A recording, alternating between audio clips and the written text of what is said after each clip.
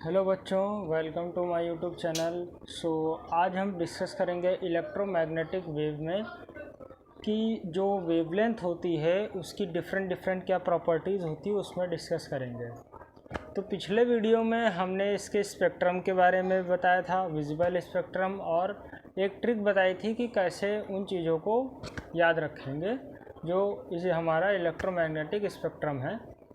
अब हम डिस्कस करेंगे जो हमारी वेवलेंथ है, उस हर वेव में स्टडी करेंगे कि वो कैसे आई, कैसे प्रोड्यूस हुई, क्या उसकी प्रॉपर्टीज़ हैं, ये सारी चीज़ें।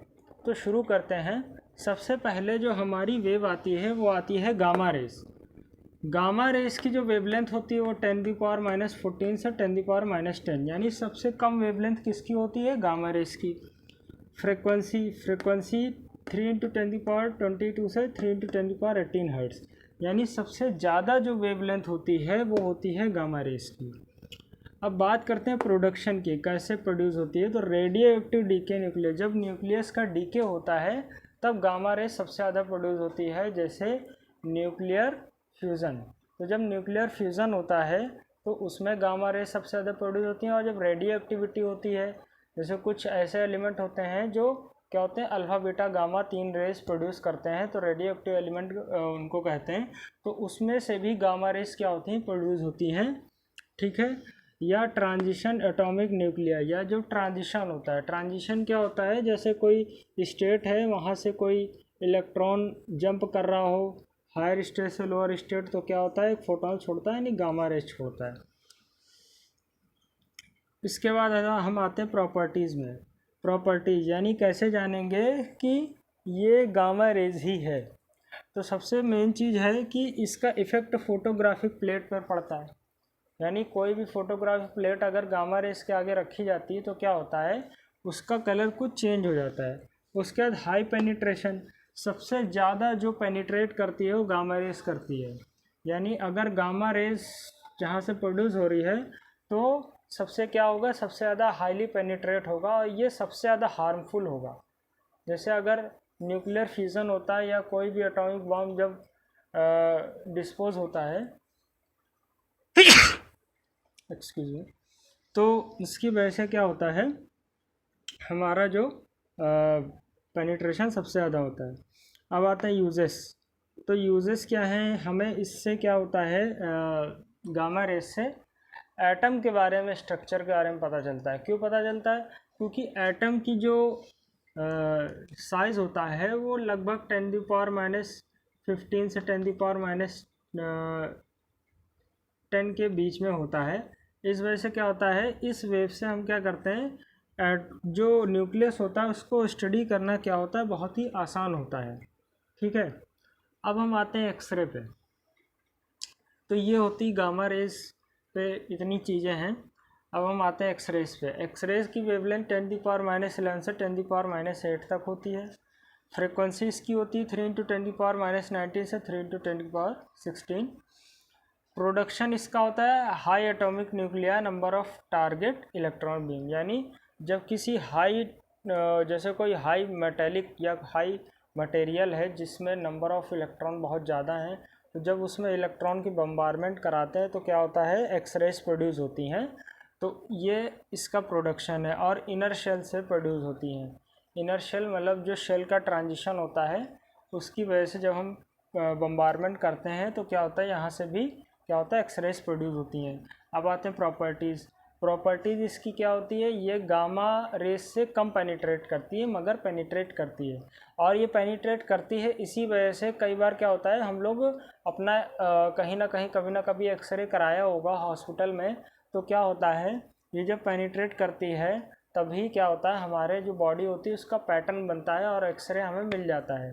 तो इसी वजह से, लेकिन ये इतनी पेनिट्रेट नहीं होती है जितनी गामा रेस होती है, क्योंकि गामा रेस अगर पेनिट्रेट करेगी तो हमें बहुत हार्मफुल होगा। इसलिए जो एक्सरेज होती हैं वो गामा रेस से कम हार्मफुल होती है और गामा रेस से कम पेनिट्रेट करती हैं, जिसकी वजह से क्या होता है, हमारा जो बोन अगर कहीं भी ब्रेक है तो वो क्या होता है, वो स्टडी कर लिया जाता है, डिटेक्ट कर लिया जाता है। अब आते हैं यूजेस। यूजेस क्या हैं, इनर एटॉमिक शेल में स्टडी की जाती है। उसके बाद मेडिकल में तो एक्सरे का बहुत ज़्यादा यूज़ है। हम लोग अपने कई जगह देखते हैं एक्सरे, जैसे किसी का भी पैर टूटा, हाथ टूटा या कुछ भी हुआ इंटरनल ऑर्गन, तो हम क्या करते हैं, इसका यूज़ किया जाता है मेडिकल डायग्नोसिस में डिटेक्ट करने के लिए। अब डिटेक्शन हम कैसे जानेंगे कि एक्सरे, तो फोटोग्राफिक प्लेट और जीजर ट्यूब से हम क्या करते हैं, समझ जाते हैं कि एक्सरे जो है यहाँ पे प्रोड्यूस हो रही है। और एक्सरे जो है वो भी हमारे लिए हार्मफुल है। हम जो है बहुत ज़्यादा एक्सरेज में के अंदर या उसके क्राइटेरिया में नहीं रह सकते, वरना हमको कैंसर जैसी जो बीमारियां हैं वो भी हो सकती हैं। इस वजह से क्या होता है, हम लोगों को एक्सरे से दूर रहना चाहिए। इसके बाद आते हैं अल्ट्रावायलेट रेडिएशन। अल्ट्रावायलेट रेडिएशन की वेवलेंथ 10⁻⁸ से 10⁻⁷ होती है और इसकी फ्रीक्वेंसी 3 × 10⁻16 से 8 × 10⁻14। इसका प्रोडक्शन जो होता है वो कहाँ से होता है, सन से होता है। यानी जो सन से जो रेज़ निकलती हैं और जो आर्क होती है, स्पार्क होती है, जो जैसे दो तारों को मिलाते हैं तो स्पार्क होता है, या जो वेल्डिंग करता है, ठीक है, जो वेल्डिंग करते हैं तो वहाँ स्पार्क होता है, आपने देखा होगा। तो वो जो होता है उसमें क्या होती है, अल्ट्रावायलेट रेडिएशन निकलता है, ठीक है। और वो हमारी आइस के लिए क्या होता है, हार्मफुल होता है। इसी वजह से अगर हम लोग वेल्डिंग करते हुए कभी अगर उसको देर तक देख लें तो आसपास की चीज़ें नहीं दिखाई देती हैं। तो अल्ट्रावायलेट जो रेडिएशन होता है ऐसे ही होता है। प्रॉपर्टीज़ क्या हैं कि जो फोटो इलेक्ट्रिक इफ़ेक्ट है वो क्या करता है, ये प्रोड्यूस करता है। फोटो इलेक्ट्रिक इफ़ेक्ट क्या होता है कि जब हम कोई अल्ट्रावायलेट रेडिएशन किसी मटेरियल पर गिराते हैं, फोटोसिंथेसिस मटेरियल पे, तो उससे क्या होता है, कुछ इलेक्ट्रॉन निकलने लगते हैं अपने आप। तो मतलब अकॉर्डिंग टू थ्योरी, क्योंकि फोटो इलेक्ट्रिक इफेक्ट एक अलग चैप्टर है तो मैं इसको आगे पढ़ाऊँगा। तो ये इसकी प्रॉपर्टीज़ है और ये हार्मफुल होता है ह्यूमन के लिए। ह्यूमन के लिए बहुत ही हार्मफुल होता है अल्ट्रावायलेट रेडिएशन। वैसे तो अल्ट्रावायलेट रेडिएशन हर जगह है लेकिन वो बहुत कम है। लेकिन क्या होता है कि अल्ट्रावायलेट रेडिएशन अगर ज़्यादा हो तो हम लोग के लिए हार्मफुल होता है। यूजेस, इसका यूजेस क्या होता है, इनविजिबल राइटिंग, जैसे कोई इनविजिबल चीज़ है उसको देखने के लिए, ठीक है। फॉर डॉक्यूमेंट और फिंगरप्रिंट देखने के लिए, जैसे कई हॉलीवुड मूवीज़ में आपने देखा होगा कि ब्लू ब्लू तो रोशनी करते हैं और उसमें जो है फिंगरप्रिंट दिखाई दे जाते हैं। तो ब्लू रोशनी कुछ और नहीं, अल्ट्रावायलेट रेडिएशन होता है जिसके थ्रू देखा जाता है। अब डिटेक्शन, जो फोटो सेल्स होते हैं, फोटोग्राफिक फिल्म होती है, उसके थ्रू क्या किया जाता है, डिटेक्शन किया जाता है। तो ये चीज़ें हमारी थी और अभी हम आगे और भी वेव स्टडी करेंगे।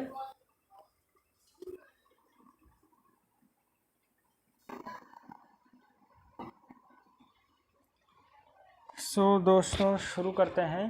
तो हमारा अभी 3 वेव कंप्लीट हो चुकी हैं और बाकी की जो वेव बची हैं उनको हम एक्सप्लेन करने जा रहे हैं। सबसे पहले आता है विजिबल लाइट। तो विजिबल लाइट क्या होता है, जिसकी वजह से हम लोग देखते हैं, तो उसकी रेंज क्या होती है, उसकी वेवलेंथ की रेंज होती है 4 × 10⁻⁷ से 8 × 10⁻⁷। फ्रिक्वेंसी होती है 8 × 10⁻14 से 4 × 10⁻14 हर्ट्ज़। प्रोडक्शन इसका होता है radiated by excited atom in gases. तो गैसेस में जो एक्साइटेशन होता है उसकी वजह से क्या होता है, ये वेव प्रोड्यूस होती हैं। अब आते हैं प्रॉपर्टीज़ पे। प्रॉपर्टीज़ इसकी क्या होती है, रिफ्लेक्शन, रिफ्रैक्शन और इंटरफेरेंस। ये तीनों प्रॉपर्टीज़ क्या करता है, ये शो करता है। रिफ्लेक्शन और रिफ्रैक्शन, इंटरफेरेंस और भी कई प्रॉपर्टीज़ ये शो करता है, जैसे पोलराइजेशन, ये भी शो करता है। क्योंकि ये विजिबल है तो जितनी भी बेसिक लाइट की प्रॉपर्टीज़ होती हैं सारी वो शो करता है। इसके यूजेस क्या हैं, अरेंजमेंट ऑफ इलेक्ट्रॉन, फोटोसिंथेसिस, तो फोटोसिंथेसिस को अरेंजमेंट कर सकते हैं। और डिटेक्शन, अपनी आई से डिटेक्शन करते हैं, ठीक है। आई फोटो सेल जो होती हैं, हम लोग की जो सेल्स होती हैं उनको फोटो सेल्स बोलते हैं, जिससे क्या होती है, डिटेक्ट होती है, क्योंकि उसी की हेल्प से दिखाई दे रहा है। यानी चीज़ें अगर दिखाई दे रही हैं तो वहाँ पे विजुअल लाइट होगी। उसके बाद फोटोग्राफिक फिल्म, इसकी हेल्प से हम लोग डिटेक्ट करते हैं, ठीक है। अब सेकंड में हम आते हैं माइक्रोवेव। माइक्रोवेव की वेवलेंथ 10⁻³ से 3 × 10⁻11 मीटर होता है। फ्रिक्वेंसी इसकी 4 × 10⁻14, 6 × 10⁻10 हर्ट्ज तक होता है। प्रोडक्शन, इसका production oscillating current in vacuum, जब करंट को ऑसिलेट किया जाता है, यानी जो ऑसिलेटिंग सर्किट होती है उसकी हेल्प से क्या होता है, यहाँ पे प्रोडक्शन होता है माइक्रोवेव का। अब इसके बाद आते हैं प्रॉपर्टी। ये रिफ्लेक्शन और पोलराइजेशन दोनों प्रॉपर्टीज़ को शो करता है। और इसके बाद तीसरे में आते हैं यूजेस का यूज़ रडार सिस्टम होता है। रडार क्या होता है कि जैसे कोई भी एरिया होता है उसमें कौन सा प्लेन उड़ रहा है, कौन कहाँ जा रहा है प्लेन, या कोई प्लेन आ रहा है, तो क्या होता है रडार के सिस्टम से हम लोग उसको डिटेक्ट कर सकते हैं। अब इसका यूज़ कई बार आप लोगों ने मूवीज़ में देखा होगा। उसके लॉन्ग डिस्टेंस वायरलेस क्या होता है, कनेक्शन कम्युनिकेशन कर सकते हैं लॉन्ग डिस्टेंस तक। अब आते हैं डिटेक्शन। पॉइंट कांटेक्ट डायोड, ये एक पॉइंट कांटेक्ट डायोड होता है जिसकी हेल्प से क्या होता है हम लोग माइक्रोवेव को क्या करते हैं, डिटेक्ट कर सकते हैं कि माइक्रोवेव यहाँ से प्रोड्यूस हो रही है कि नहीं हो रही है। इसके बाद आते हैं हम लोग इंफ्रारेड रेडिएशन पे। इंफ्रारेड की वेवलेंथ होती है 8 × 10⁻⁷ से 5 × 10⁻⁷। फ्रिक्वेंसी इसकी होती है 4 × 10⁻14 से 6 × 10⁻10 हर्ट्ज तक। प्रोडक्शन, इसका प्रोडक्शन जो होता है वो कैसे होता है, हॉट बॉडी से, यानी जो बॉडी गर्म होती है या हीट निकलती है तो वो इंफ्रारेड रेडिएशन होता है। या वाइब्रेटिंग मॉलिक्यूल, जब यह मॉलिक्यूल वाइब्रेट करते हैं, मॉलिक्यूल तभी वाइब्रेट करते हैं जब उसको कुछ एनर्जी दी जाती है, जब कोई उसको हम कुछ हीट देते हैं। प्रॉपर्टीज़ क्या होते हैं, हीटिंग इफेक्ट शो करता है, और क्या शो करता है, रिफ्लेक्शन शो करता है, और क्या शो करता है, रिफ्रैक्शन शो करता है। इसका यूजेस क्या होता है कि पौधों को गर्म करने में इसका यूज़ किया जाता है। जैसे अगर हम इंफ्रारेड रेडिएशन प्लांट में दे रहे हैं तो वो भी नॉर्मल उसी तरह ग्रोथ कर सकते हैं। अब आते हैं डिटेक्शन पे। डिटेक्शन, इसको थर्मोपाइल्स बैलोमीटर फोटोग्राफिक फिल्म होती है जिसकी हेल्प से क्या होता है इसको डिटेक्ट किया जाता है। अब आते हैं रेडियो वेव्स पे। रेडियो वेव्स की वेवलेंथ होती है 10⁻11 से 10⁻4 मीटर। फ्रिक्वेंसी इसकी होती है 3 × 10⁻9 से 3 × 10⁻4 हर्ट्ज। प्रोडक्शन इसका होता है ऑसिलेटिंग इलेक्ट्रिक करंट सर्किट। तो इलेक्ट्रिक सर्किट जो होता है उसको ऑसिलेट करके हम क्या करते हैं, इसको प्रोपोगेट करते हैं। प्रॉपर्टीज़ इसके रिफ्लेक्शन और डिफ्रैक्शन दोनों प्रॉपर्टीज़ ये शो करता है। इसका यूज़ किस में होता है, रेडियो टीवी कम्युनिकेशन में हम लोग यूज़ करते हैं रेडियो वेव्स का। तो जो भी हमारे टीवी सिग्नल पुराने ज़माने में जो एंटीना होते थे तो उसकी हेल्प से क्या होता है ये कम्युनिकेशन किया जाता था और जिससे सिग्नल मिलता था और हम लोग टीवी देखते थे। जैसे पुराने ज़माने में एंटीना जाके घुमाना पड़ता था, इधर रखते थे उधर रखते थे, तब जाके लोग मैच देखते थे। उस समय में रेडियो वेव से ही सारा कम्युनिकेशन होता था। डिटेक्शन, इसका डिटेक्शन रिसीवर बाय एरियल्स के द्वारा इसको डिटेक्ट करते हैं, यानी जो एंटीनाज वगैरह होते हैं उसके थ्रू डिटेक्शन करते हैं। अब हम लोग आते हैं लॉन्ग वेव। तो लॉन्ग वेव में क्या होगा,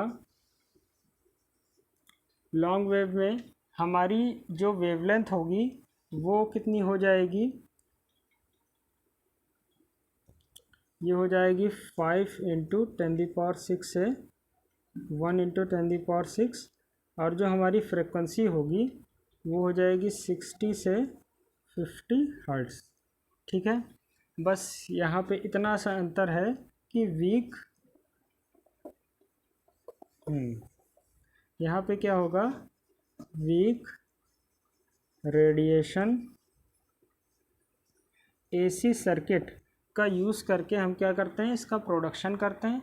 बाकी प्रॉपर्टी, यूज़ और डिटेक्शन सब कुछ वही रहेगा, बस इसमें क्या होगा, वेवलेंथ जो हमारी यूज़ होगी 5 × 10⁻6 से 1 × 10⁻6 होगी, और जो फ्रिक्वेंसी होगी 60 से 50 हर्ट्ज। और वीक रेडिएशन एसी सर्किट का यूज़ हम लोग करते हैं इसमें, जिससे लॉन्ग वेव क्या होती है प्रोड्यूस की जाती हैं। और प्रॉपर्टीज इसकी रिफ्लेक्शन और डिफ्रैक्शन और यूजेस भी इसका सेम वैसे ही होगा और डिटेक्शन भी वैसे ही होगा। ठीक है, तो इसी की तरह हमने जो है सारे वेव में डिस्कस कर लिया है।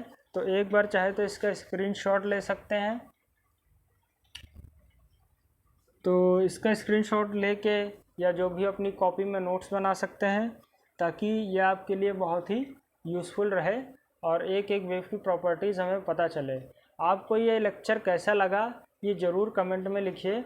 और इसी की तरह ये इलेक्ट्रोमैग्नेटिक वेव चैप्टर हमारा फिनिश होता है और नेक्स्ट टॉपिक से हम लोग इसके आगे जो टॉपिक है स्टार्ट करेंगे।